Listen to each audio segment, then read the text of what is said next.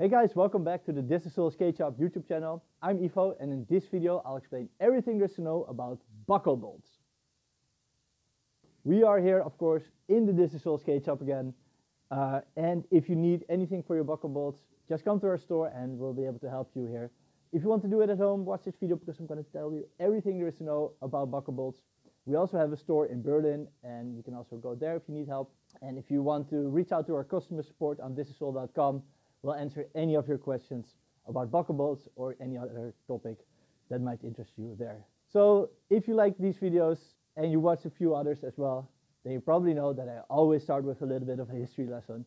And almost always the history lesson starts with a classical Rivets skate. Here it is. This is the skate where it all started with. All the first hockey contest, speed skate contest, aggressive skate contest, slalom contest, all the recreational skaters, everybody just skated this skate back in the early 90s and in the late 80s. In the early 80s, however, there was still no buckle on these skates, and it had laces on the top of the cuff as well. There were two lace spots, and I think it was 87, the first rollerblade TRS Lightning came out. It uses the same shell, and it had a buckle. And as soon as that skate with the buckle came on the market, people started shredding with the skates and doing tricks, and finally being able to do like advanced braking techniques like a power slide, because you need the sideways stiffness to do all that stuff. So to be comfortable on a pair of skates, you need all the braking techniques and you need a buckle. So that's why the buckle is really important for us. But it took another 10 years for a replaceable buckle, because in the late 80s or the early 90s, if you destroyed a buckle, you basically destroyed your skate and you had to throw it out. I think the first brand that came with the replaceable buckle, so that did not have the buckle riveted on rivets but with bolts, was the USD, maybe on the Damo class, USD Damo class, but for sure on the USD Classic Throne in 97.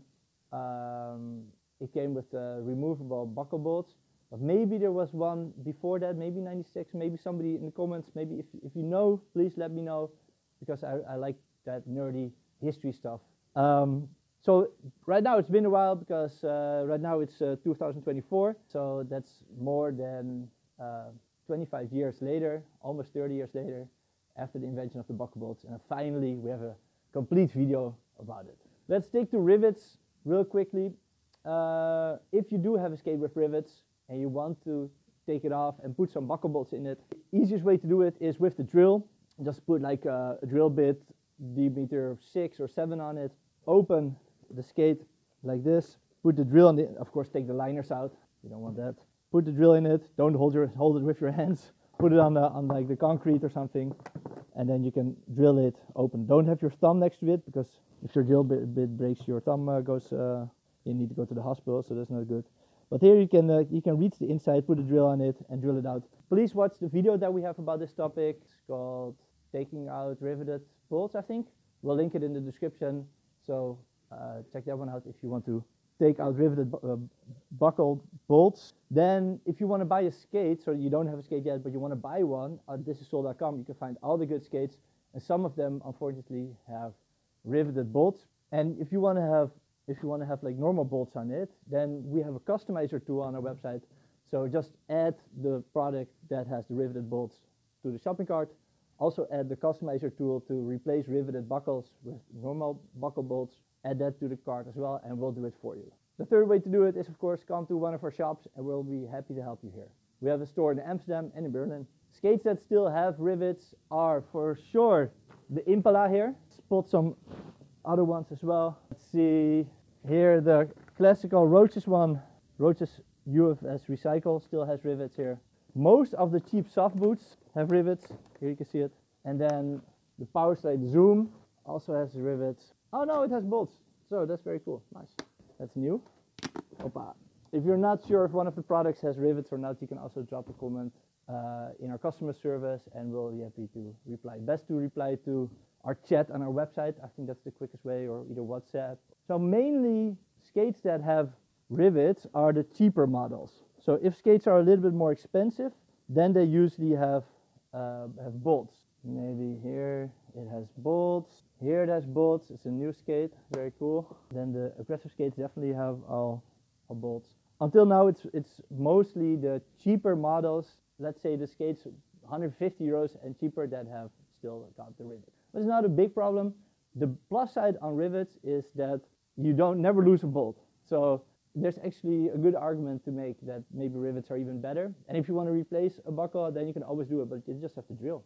So it's not the end of the world. You're here, of course, to learn more about buckle bolts. So let's start that conversation. It's good to know that there's a standard. And that standard doesn't really have a name. It's just a standard. So we as a skate shop just named it. And we're calling it the standard buckle mount, SBM. And there's two different standard buckle mounts. There's one that has the 3 holes. That's 2 on the outside here and 1 on the inside.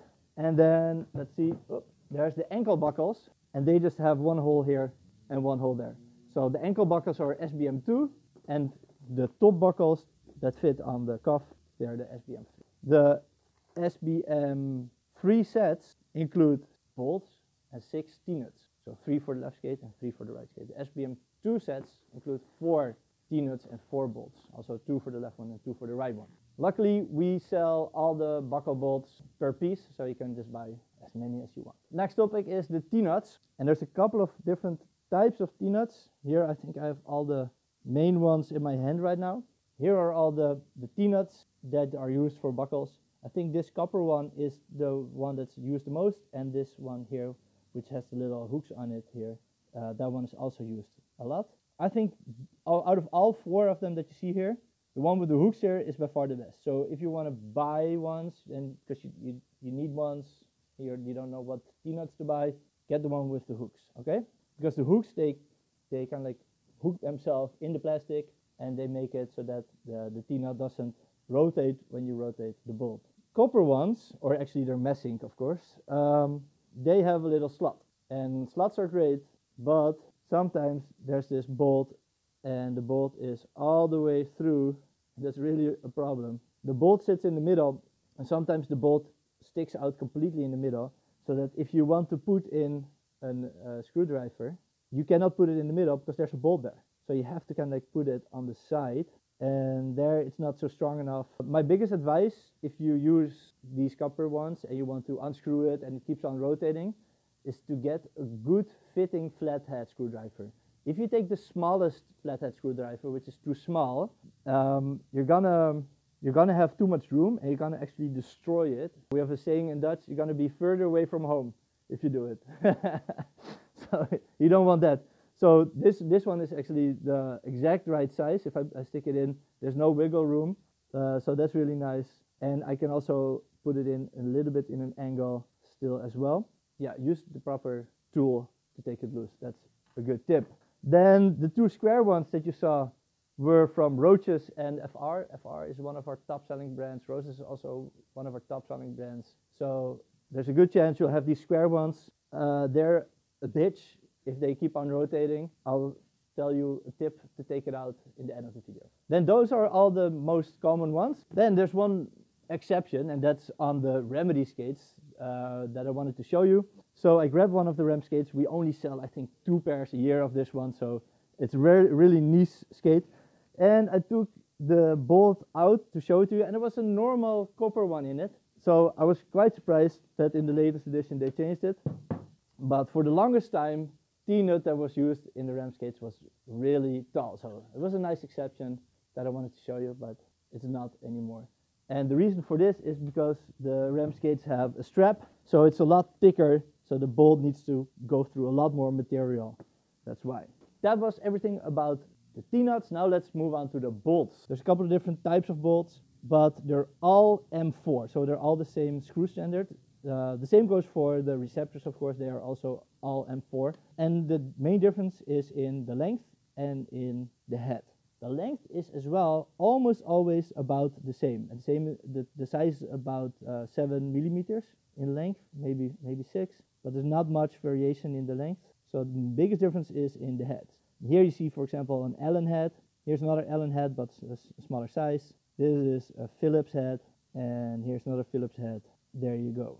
So let's talk about the different tools that you can use to open one of the bolts. So there's Phillips, which is the cross, and then there's Positdrift, which is also a cross, but it has these little lines in between of the cross. That's where you can recognize it.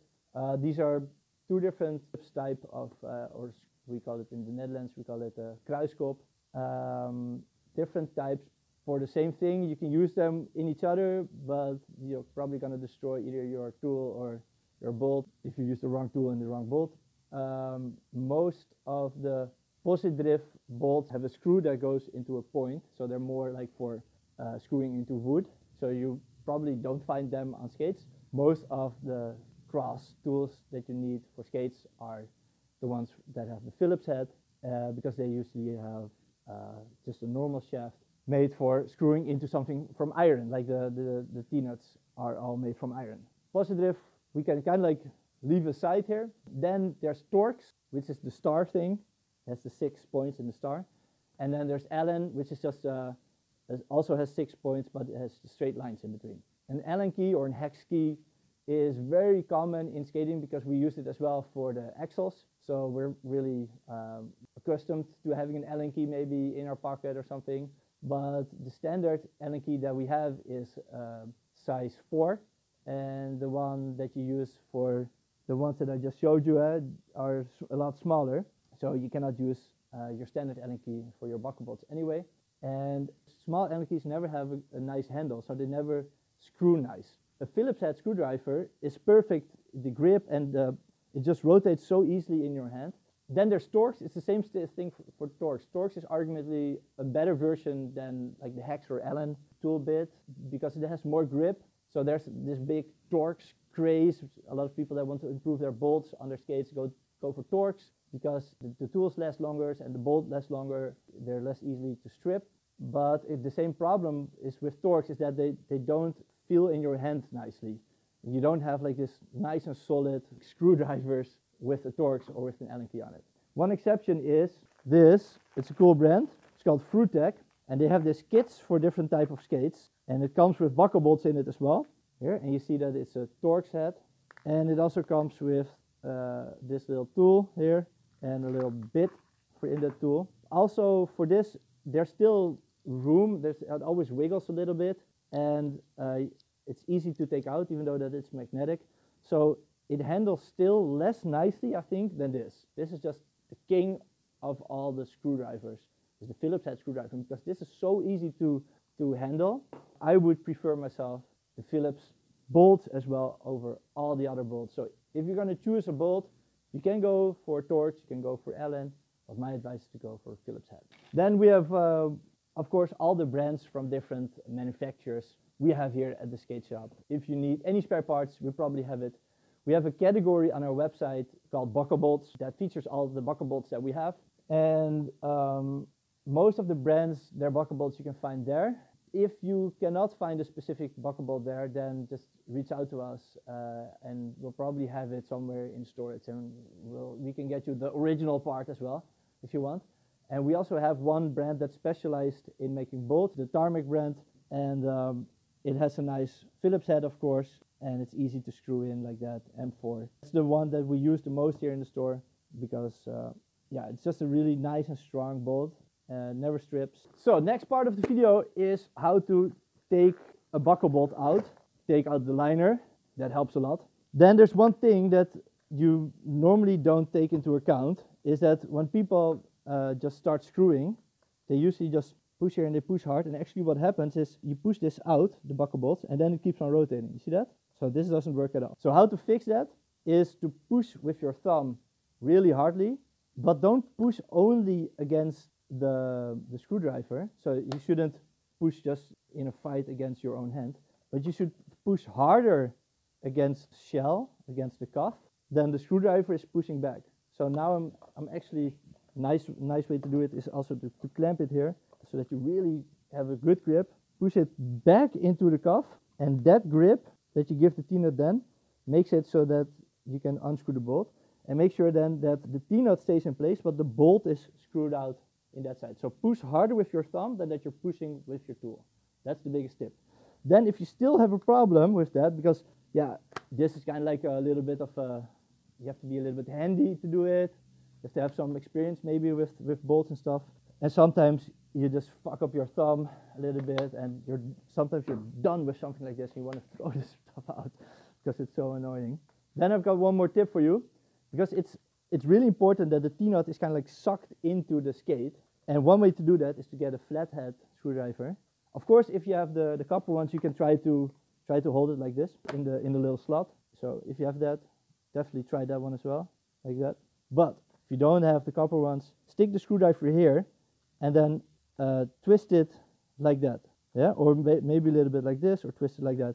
So that it creates pressure, and that pressure will then push the T-nut in and give the T-nut its resistance that it needs to hold its place. So that's a really nice way to do it. Yeah, I don't need to unscrew this because then I need to just put it back. So there's no reason, but it works. One last resort is that sometimes you can also put the screwdriver behind the T-nut here.